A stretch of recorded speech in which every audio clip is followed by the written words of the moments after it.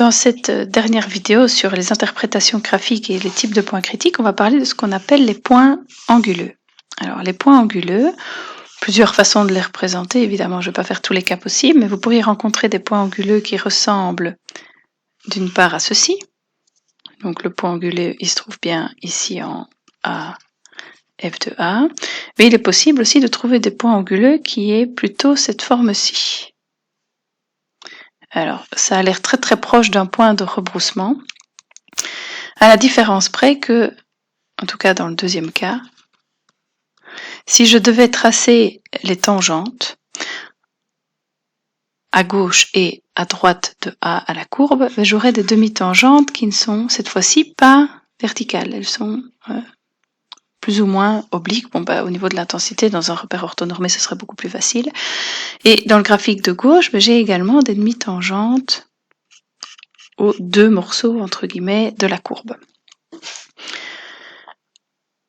Si j'observe les concavités, puisqu'on l'a fait dans les autres, nos points anguleux, ici, j'ai à gauche de A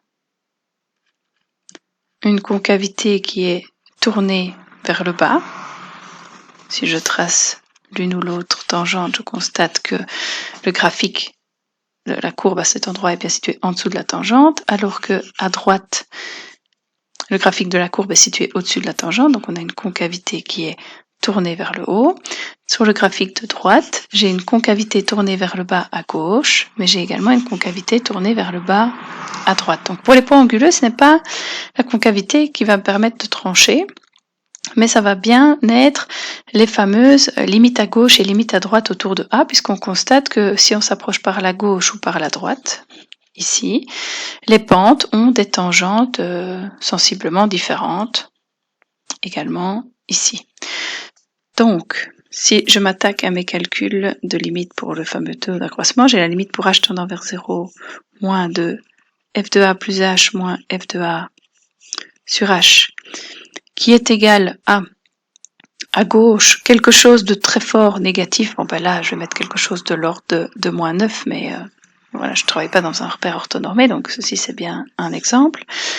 Donc j'ai travaillé sur la pente de cette demi-tangente-ci, donc j'ai travaillé là. Si je fais la limite cette fois-ci pour h tendant vers 0 plus, donc à droite de A, toujours pour f de a plus h moins f de a sur h, je vais obtenir la pente de cette demi-tangente-ci, et la pente de cette demi-tangente-ci, elle est très faible, elle est de l'ordre, je ne sais pas moi, de 1/6, mettons. Tout ça pour vous montrer en fait que simplement la limite quand h tend vers 0 n'existe pas, puisque la limite à gauche est différente de la limite à droite, donc c'est non dérivable en A.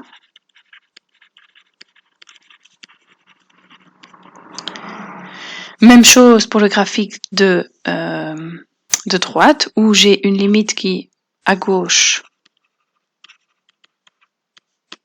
va être égale à quelque chose de négatif de l'ordre de moins 6, moins 7, je ne sais pas, voilà, des pentes de tangente qui sont fort négatives, alors que la limite quand h tend vers 0 plus, donc quand je travaille à droite de A, je travaille pour cette demi-tangente-ci, cette fois-ci, j'ai des pentes de tangente qui sont de l'ordre de 2, 3, 4, que sais-je. J'ai également une limite à gauche qui est différente à la limite à droite, donc c'est non dérivable en x égale a. Et si maintenant je voulais travailler en fait en termes de tableau, qu'est-ce que je constate? Je constate simplement que je peux très bien avoir des dérivées qui sont négatives à gauche de A, qui en A en fait changent de valeur, puisqu'à gauche j'avais obtenu quelque chose de l'ordre, j'avais inventé de moins 9, alors qu'à droite j'avais obtenu quelque chose de l'ordre de 1/6, et qui soit positive à droite de A. Pour le deuxième graphique, j'ai une concavité tournée vers le bas, et j'ai des tangentes qui sont de part et d'autre aussi négatives puis positives. Concavité tournée vers le bas dans les deux cas, alors que pour l'une, c'est l'avant, j'avais concavité vers le bas puis vers le haut. Mais ce qui compte, c'est qu'en A, quand je m'approche de A par la gauche, j'ai des pentes de tangente de l'ordre de -7, alors que si je regarde les pentes des tangentes à droite de A, j'ai des pentes de l'ordre de nouveau j'ai complètement inventé ces chiffres, de l'ordre de 2. Donc quand la limite à gauche est différente de la limite à droite, mais que ces limites sont réelles, j'ai ce qu'on appelle un point anguleux, quel que soit finalement le sens de la concavité.